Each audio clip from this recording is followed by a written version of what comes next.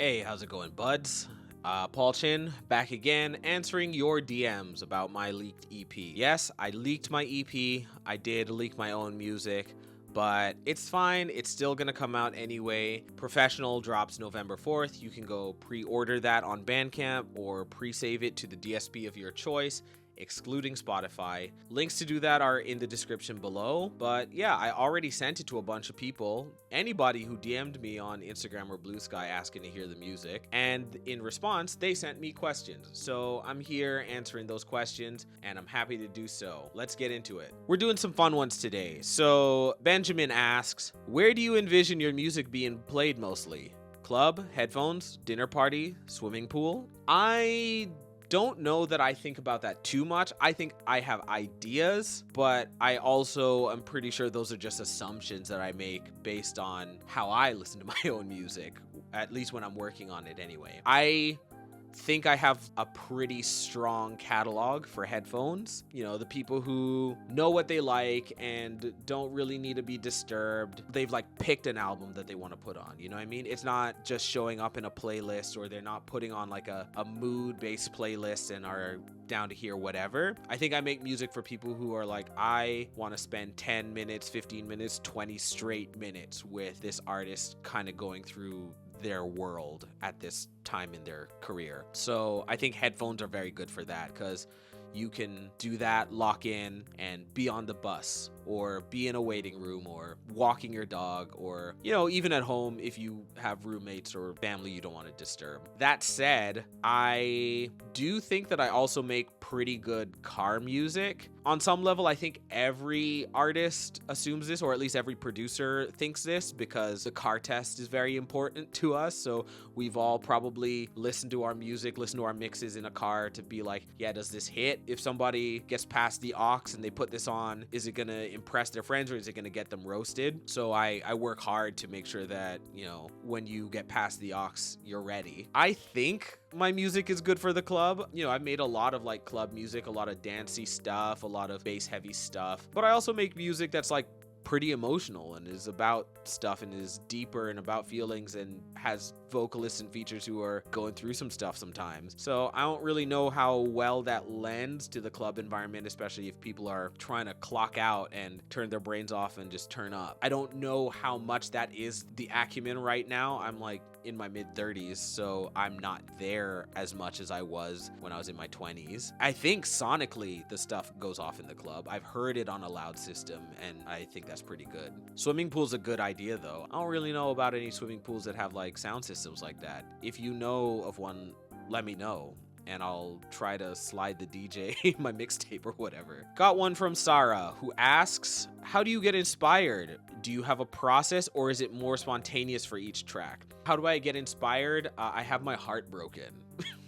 I move about in the world, and the world is cruel and changes my perception of things, and then I have to process it somehow. But really and truly, conceptually, the stuff I make comes from that place. Technically and musically, my inspiration comes from trying to keep a curiosity alive in myself about music, listening to a lot of stuff, listening to as much as I can, listening to stuff that isn't at all like stuff that I know that I will love, and then trying to approach that with a curiosity and also just like a respect for my fellow colleagues, my fellow musicians who know something about music, something about theory, things that I don't know, maybe none of that stuff, but something else entirely. Just approaching their music with that sense of curiosity and hoping to hear something or learn something or encounter something that I couldn't myself have thought of, but would love to add to my arsenal. The process of applying that inspiration, honestly, is another thing entirely.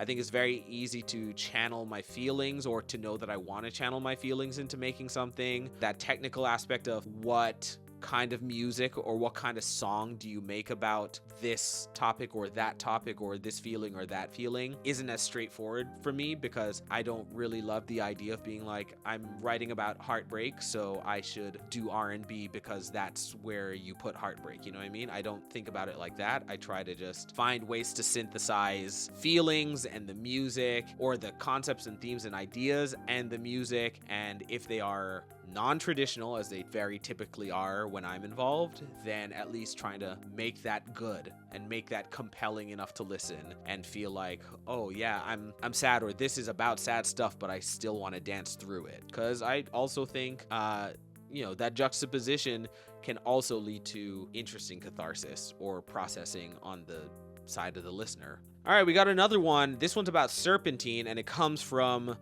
my boy Goyama, who asks, the harmonic shift is so drastic in this one.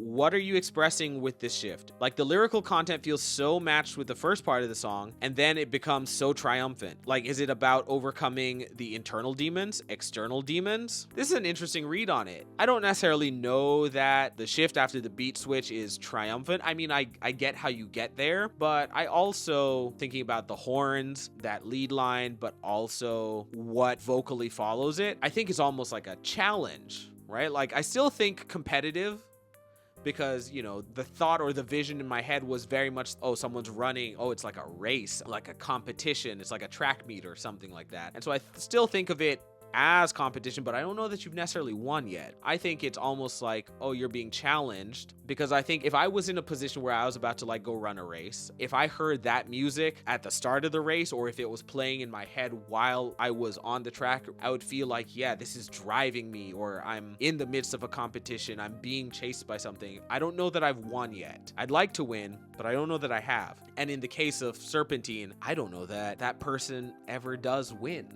Right? That's why I'm talking to them. That's why I'm warning them about these demons, because I think they think the demons are external. I think they think the demon is me. But I'm pretty sure the demons that they're running from are internal. When I think about the music anyway, it all is like, oh, this is the song that's playing in your head.